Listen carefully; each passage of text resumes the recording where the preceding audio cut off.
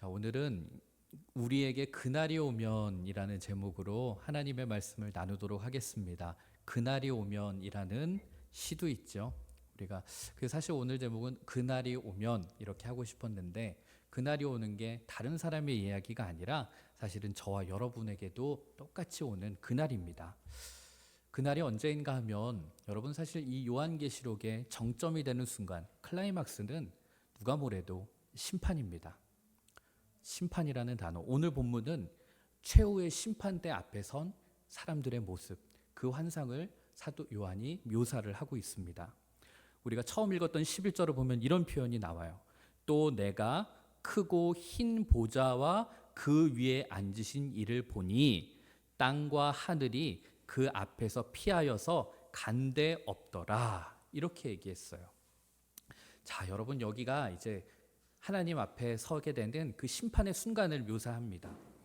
그런데 여기 보니까 크고 흰 보좌 앞에서 심판이 이루어진다, 이렇게 얘기를 해요.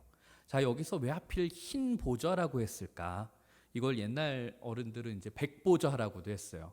저는 어렸을 때 백보좌래 가지고 무슨 흰 100개 그 의자가 있는 건가 이랬었는데, 자, 우리 성경은 흰색의 보좌가 있다. 여기서 희다라는 말의 의미는 여러분, 어떠한 요소도 이 심판에 개입할 수 없는 그런 깨끗하고 투명하고 맑은 상태를 이야기하는 겁니다.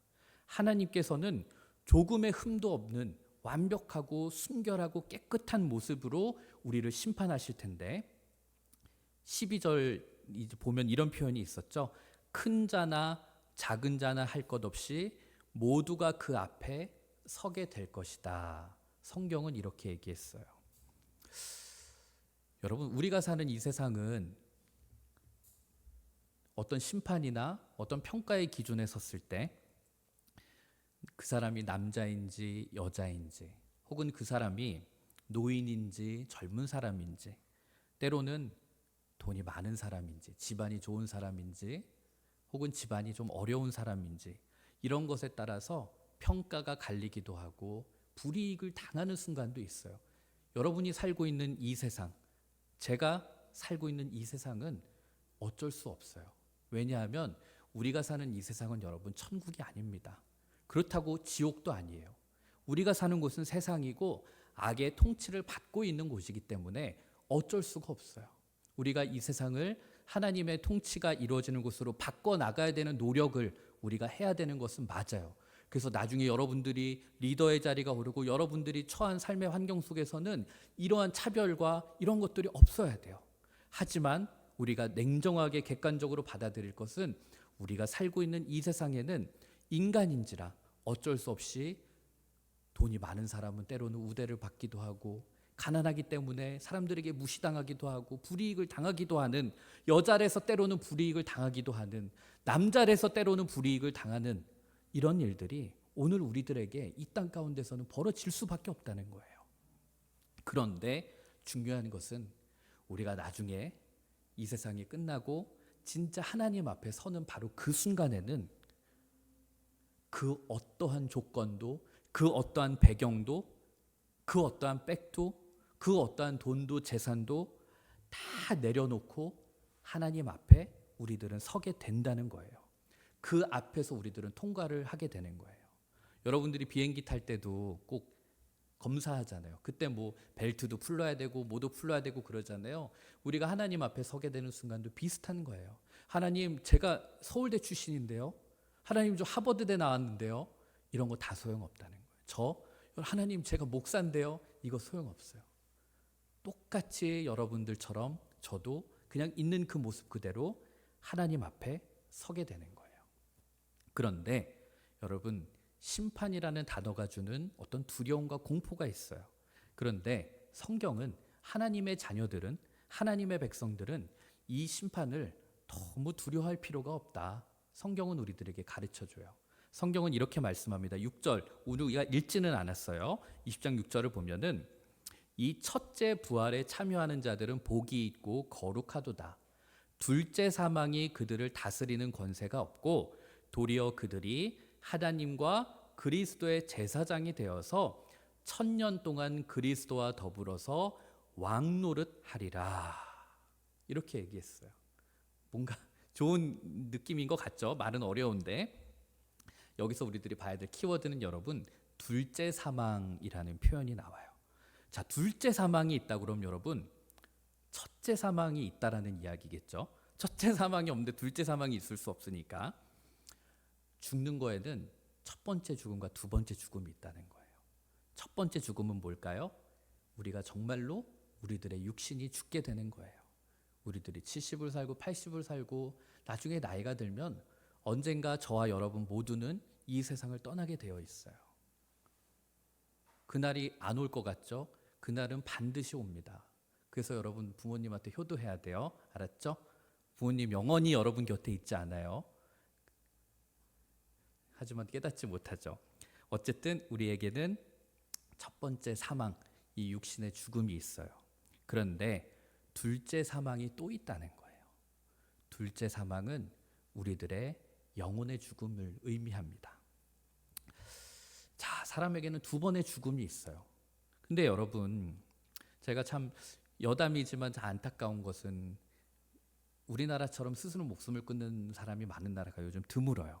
그런데 그분들이 하는 표현들 가운데 유언장에 그런 말이 많더라고요. 이제는 좀 내가 쉬고 싶어. 이제는 내가 세상에 좀 다 내려놓고 이제는 내가 좀 편안해지고 싶어. 자유로워지고 싶어. 그런데 여러분, 하나님을 믿는 우리들, 그리고 죽음 이후의 세상이 있다는 걸 아는 우리들은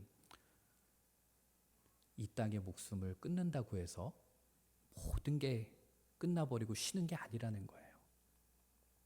모든 것을 우리들이 죽음으로 내려놓는 것 같지만 사실은 우리가 죽음 이후에 다시 하나님의 심판대 앞에 하나님과 마주하게 되는 순간이 있다는 거예요. 그런데 스스로 목숨을 그냥 끊는 사람들은 육체가 소멸되면, 내 육체가 끝나면 나의 모든 것이 끝날 거라고 생각하기 때문에 그래요. 하지만 우리가 그리스도인들은, 하나님을 믿는 우리들은 죽음 이후에도 우리들의 삶이 있다는 것을 알기 때문에 우리는 스스로 목숨을 끊을 수가 없는 거예요.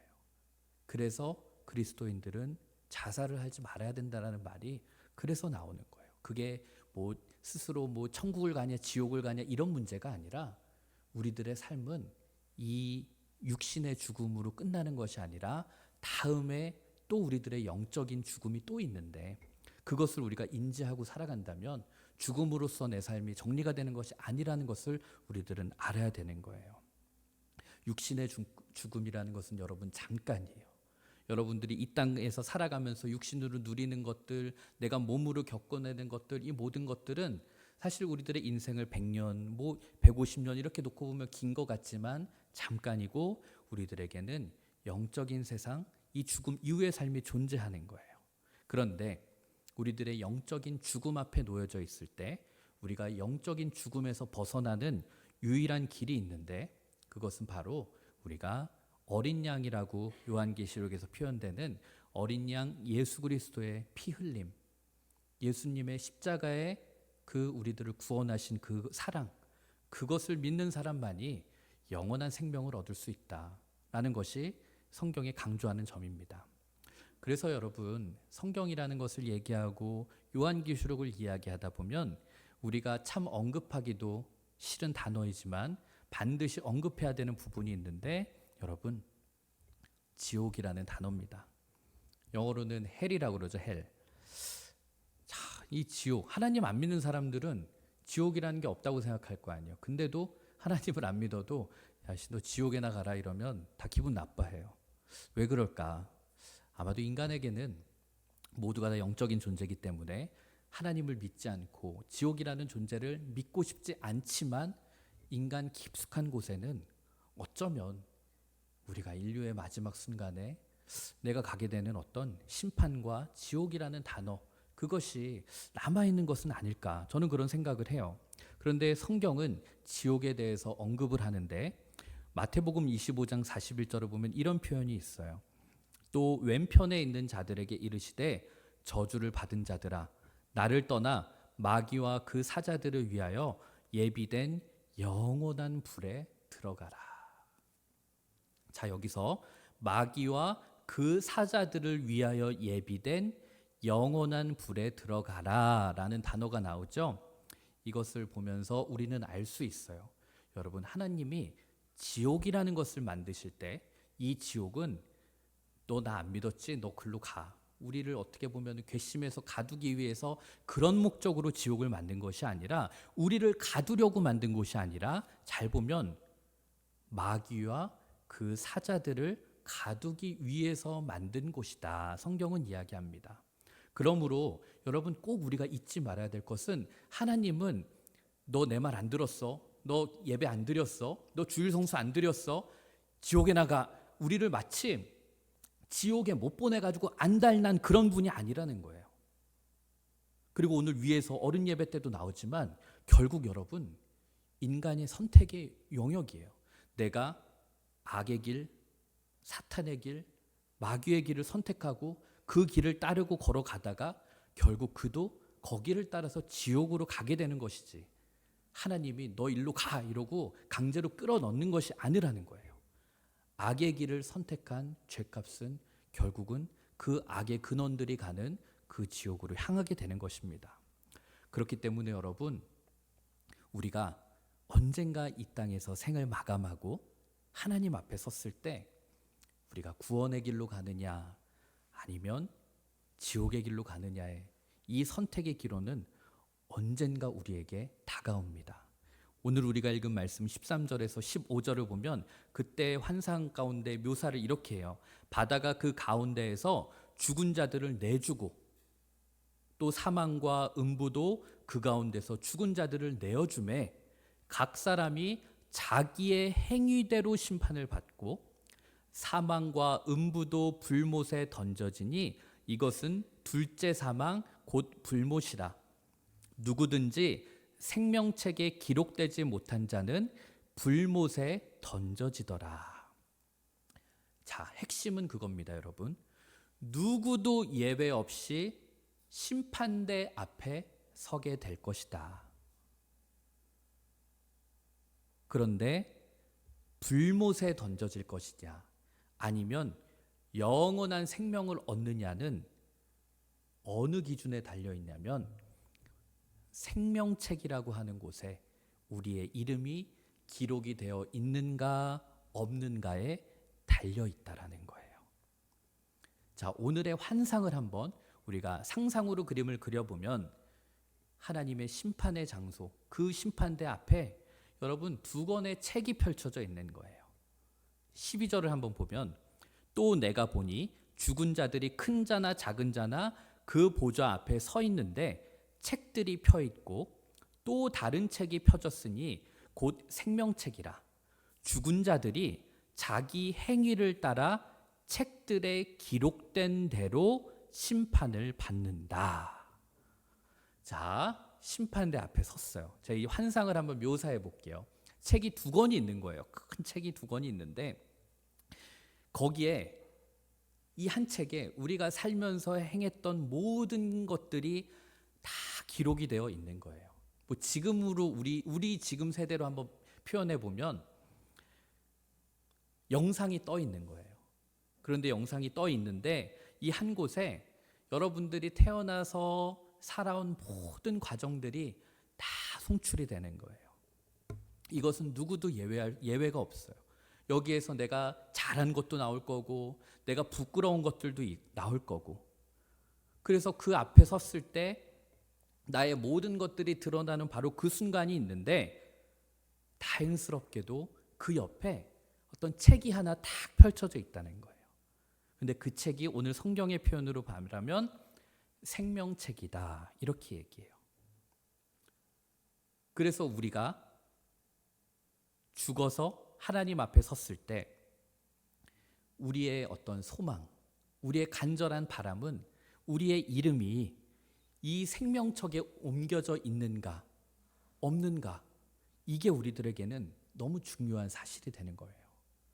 그런데 여러분, 인간은 모두가 다, 우리는 원죄라고 하는, 아담과 하와가 하나님에게 불순종하고 대적한, 하나님을 피하려고 하는 그 원죄를 갖고 태어난 우리들이기 때문에 사실 우리 모두는 다 이 책에 기록이 되어 있었어요. 우리들에게 심판받아야 되고 우리가 하나님 앞에 평가받아야 되는 그 내용들이 다 기록이 되어 있었는데 우리가 하나님 앞에 섰을 때 우리의 이름이 이 책들이 아니라 생명책으로 옮겨져 있을 거라는 거예요. 여러분들이 옮겼나요? 무슨 일로 우리가 이름이 생명책으로 옮겨졌는가? 그게 요한복음 5장 24절을 보면 이렇게 나와요.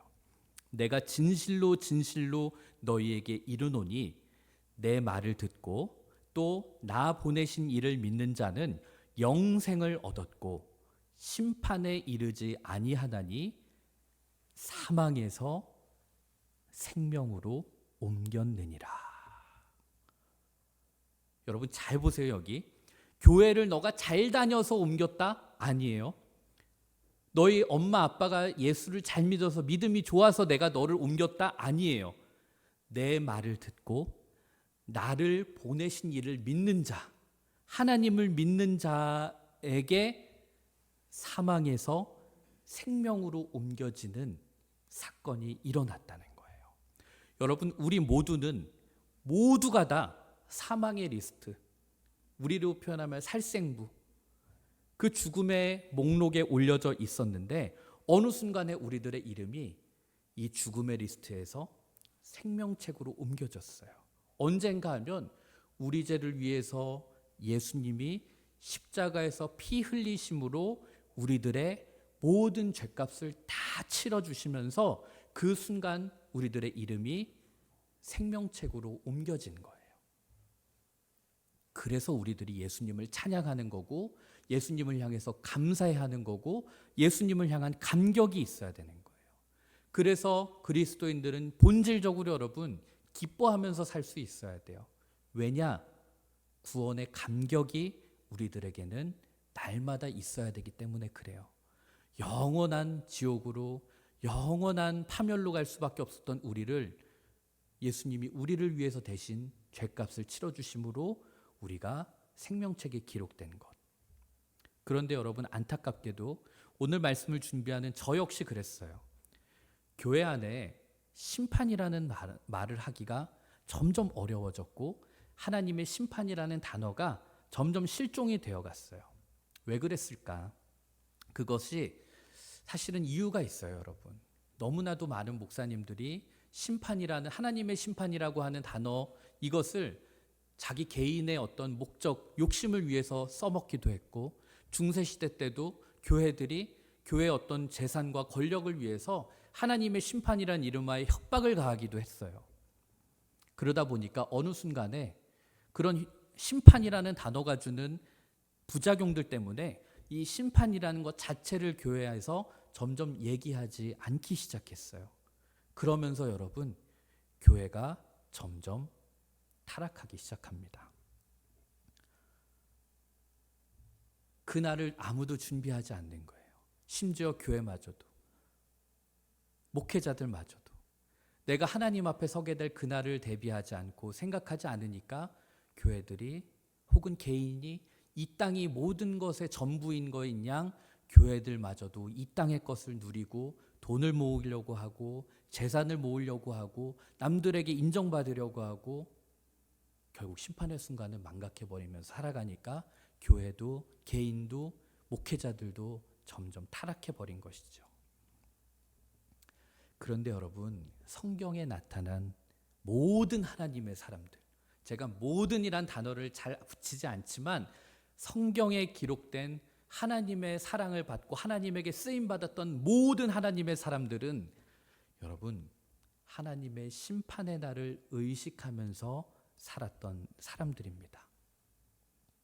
여러분 하나님의 심판은 이것을 믿지 않는 사람들, 인정하고 싶지 않은 사람들, 악의 길을 걸어가는 사람들에게는 하나님의 심판이라는 것은 영원한 형벌이에요. 그러나 하나님의 백성이 되고 하나님께서 너는 내 아들이다, 너는 내 딸이다, 하나님께서 자녀 삼아주신 우리들에게는 하나님의 심판이라는 것은 제가 늘 여러분들에게 얘기하는 하나님의 셈하심, 하나님의 계산대, 하나님의 상 주심의 시간이라는 거예요. 너 이렇게 살았어? 너 지옥으로 가. 이런 것이 아니라 내가 그리스도인으로서 몸부림치고 하나님의 길을, 의의 길을 가려고 애를 썼던 것들이 이 땅에서는 아무 보상도 못 받고 이 땅에서는 진짜 아무것도 아니었는데 그 하나님 앞에 서게 되는 그 순간에는 그 모든 것들이 나에게 주신 하나님의 상급의 시간이 된다는 거예요. 여러분들 모두가 다 지옥에 가고 천국에 가고 그 문제가 아니라 나중에 육신의 종말을 맞이하고 하나님 앞에 섰을 때 여러분에게 주신 시간과 물질과 재능과 이 모든 것들을 너는 어떻게 썼니? 너는 무엇을 위해 그것을 사용했는지를 하나님은 계산하시고 마지막 날에 하나님 나라의 기준에 따라서 우리들에게 상급을 주시는 거예요. 여러분, 그냥 이렇게 여러분들이랑 설교하고 그냥 이렇게 산 저 중국에서 진짜 목숨을 걸면서 의의 길을 가려고 발버둥 치는 선교사님들과 목사님들이 죽어서 저랑 똑같은 대우를 받을 수 없겠죠. 그거야말로 불공평이죠. 인생을 걸고 고된 핍박과 의의 길을 가기 위해서 목숨까지 바쳤던 그분들이 많은 상급을 받게 되는 것은 당연한 거예요. 그래서 제가 오늘 여러분들에게 나누고 싶은 건 그거예요. 하나님의 심판이라는 것을 너무 두려워하지는 말되 그 순간은 언젠가 나에게 반드시 온다라는 것을 잊지 않았으면 좋겠어요. 왜냐하면 하나님의 심판을 믿는 사람만이 그날을 대비하여서 내 삶 속에 내가 내려놓아야 될 것은 무엇인가, 내가 끊어내야 될 것은 무엇인가, 그것들을 미련 없이 끊어내고 내가 포기해야 될 것은 무엇인가를 포기할 수 있는 그런 사람이기 때문에 그래요. 하나님의 심판을 믿는 사람만이 언젠가 내가 하나님 앞에 섰을 때 하나님이 나에게 상 주시는 것을 바라보면서 하나님과 바른 관계 속에 살아갈 수가 있습니다. 여러분 다 학생이고 여러분 다 시험이 있잖아요. 여러분들이 학교를 열심히 다니고 학교에서 생활을 잘해도 여러분 시험이라는 것이 나에게 있다라는 것을 의식하고 사는 사람만이 내가 놀고 싶은 마음 좀 내려놓고, 내가 좀 친구들 만나고 싶은 마음 내려놓고, 내가 자고 싶은 마음 내려놓으면서 공부에 열중할 수 있잖아요. 그리고 결국은 내가 내려놔야 될 것, 내가 끊어내야 될 것을 끊어냈던 사람이 결과적으로 여러분 좋은 성적을 얻게 되는 거랑 같은 거예요. 내가 맨날 놀고 밤새도록 친구들이랑 독서실에서 수다 떨고 보냈는데 그 사람이 나중에 성적을 잘 받는다? 여러분 그것은 공평하지 않아요. 물론 우리가 사는 이 세상은 천국이 아니기 때문에 여러분 그런 일이 가끔은 있을 수 있어요. 저도 학교 다닐 때 그랬어요. 저는 공부를 열심히 하고 시험을 못 보는 스타일이었고 다른 제 친구들은 공부를 대충 하고도 시험을 잘 보는 편들이었어요. 물론 뭐 집에서는 어떻게 되는지 모르죠. 그러나 우리가 살고 있는 이 세상은 그럴지 몰라도 우리가 나중에 죽어서 하나님 앞에 서는 그 순간만큼은 하나님은 모든 걸 다 알고 계시는 분이에요. 그렇기 때문에 저와 여러분이 언젠가 하나님이 우리를 심판하실 것이다 라는 것을 믿을 때 우리는 악의 길과 의의 길이 우리 삶 가운데 놓여져 있을 때 끝까지 의의 길을 선택하면서 살아갈 수 있는 거예요. 때로는 억울하고 때로는 속상하고 예수를 믿기 때문에 내가 누군가에게 뒤통수 한 대 맞기도 하고 어려운 일들에 처하지만 그럼에도 불구하고 우리들이 그 길을 갈 수 있는 희망, 그것은 우리가 언젠가 하나님 앞에 서서 모든 것을 하나님이 아시고 정리해 주시고 상 주실 것이다 라는 그 믿음 때문에 살아갈 수 있는 거예요. 가끔 제가 목회자가 되면 주변에 그런 제 친구들이나 주변에 그렇게 물어보는 사람들 있어요. 교회 안 다니는 사람들. 그 모든 걸 다 내려놓고 그 길로 가? 얼마나 힘들어 목회자의 삶이라는 게. 근데 사실은 목회자가 된 사람들은 어쩌면 굉장한 욕심쟁이들일 수도 있어요, 여러분. 저는 제 인생을 여기에 바치고 죽을 때까지 이 길을 가다가 저는 하나님 앞에 섰을 때 올바르게 평가받고 싶고 제가 이 길을 걸어가기 때문에 받는 하나님의 상급이 있다는 것을 믿거든요. 그래서 이 땅에 무의미한 것처럼 보이는 것들, 하나님 앞에 섰을 때 부끄러워 보이는 것들을 과감하게 내려놓을 수 있는 거예요. 마치 그런 거죠. 500원의 가치를 아는 사람은 100원을 내려놓을 수 있잖아요. 근데 500원의 가치를 모르는 친구들은 100원 붙잡고 있잖아요. 여러분한테 한 10만 원의 가치를 알면 여러분 내 손에 있는 만 원짜리 쉽게 내려놓을 수 있어요. 근데 수표가 뭔지도 모르는 초등학생들 같은 경우는 수표 주면 이게 뭐야 이러고 버릴 거예요. 아마 10만 원 지고 있을 거라고요. 저는 여러분들이 끝까지 하나님이 나에게 주실 그 상급의 순간을 바라보면서 묵묵히 걸어갔으면 좋겠어요. 제가 끝으로 사도 바울이 남겼던 유언과도 같은 성경 말씀을 읽어드릴게요. 디모데후서 4장 6절에서 8절이에요. 세 번역으로 읽어드릴 텐데 이 디모데후서는 바울이 로마에서 참수형을 당하기 직전에 마지막으로 남긴 편지라고 그래요. 그래서 이것은 거의 유언장과 다름없는 그런 내용인데 6절에서 8절 제가 한번 읽어드릴게요. 나는 이미 부어드리는 제물로 피를 흘릴 때가 되었고 세상을 떠날 때가 되었습니다. 나는 선한 싸움을 다 싸우고 달려갈 길을 마치고 믿음을 지켰습니다. 이제는 나를 위하여 의의 면류관이 마련되어 있으므로 의로운 재판장이신 주님께서 그날에 그것을 나에게 주실 것이며 나에게만이 아니라 주님께서 나타나시기를 사모하는 모든 사람에게도 주실 것입니다. 여러분 이 말이 너무 와닿는 거예요. 바울은 여러분 신이 아니었습니다. 바울도 우리랑 똑같은 성정을 갖고 있는 인간이었어요. 바울도 화날 때도 있었고 열받을 때도 있었고 욕심도 있었고 배고플 때도 있었고 바울도 우리랑 똑같은 사람이었어요. 바울도 좀 편하게 살고 싶었겠죠. 조금만 더 가지면서 살고 싶었겠죠. 그러나 사도 바울은 일평생 선한 싸움을 싸우면서 믿음의 길을 걸어갔고 그리고 그 길을 완주한 것은 언젠가 내가 하나님 앞에 서게 되는 그날이 오면 의로우신 재판장 하나님 앞에 서게 된다면 내가 그 순간이 온다면 내가 그날 하나님으로부터 받을 영원한 의의 면류관이 있겠지.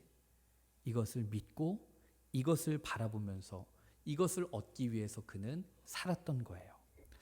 저는 여러분들도 내가 지옥 가면 어떡하지? 이래서 가끔 그런 친구들 있어요. 교회마다 자 이제 새 가족들 이제 예수 믿는 걸 결신하는 시간이 있어요. 결단하는 시간. 그때마다 일어나는 친구들이 있어요. 그래서 매주 일어나. 그래서 구원받기를 원하는 사람들. 근데 여러분 다 구원 받았어요. 하나님의 자녀 삼아 주셨고 여러분들은 지옥에 가거나 이 고민을 할 게 아니에요.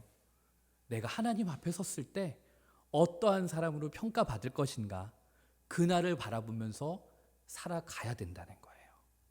그러면 때로는 여러분을 유혹하는 악의 길이 있고 사탄의 유혹이 있을 수 있고 마귀의 공격이 있을 때 글로 넘어가고 싶을 때 여러분 계산기 한번 두들겨 보세요. 내가 죽어서도 하나님 앞에 설 텐데 그때 내가 이 길을 택하면 너무 부끄럽지 않을까? 내가 이 길을 택하는 것 때문에 그때 내가 너무 하나님 앞에 진짜 개망신 당할 것 같은데 내가 요거 조금 얻자고 이 길을 갈 수는 없지. 그렇게 정말로 똑똑한 정말로 냉철한 사람들이 되었으면 좋겠습니다. 그리고 하나님께서는 그 길을 가는 여러분들을 응원해 주실 거고 여러분 삶 가운데 비록 천국은 아닌 이 땅에서 하나님이 그때그때마다 여러분들에게 필요한 능력과 담대함, 용기를 허락해 주실 줄 믿습니다. 기도하겠습니다.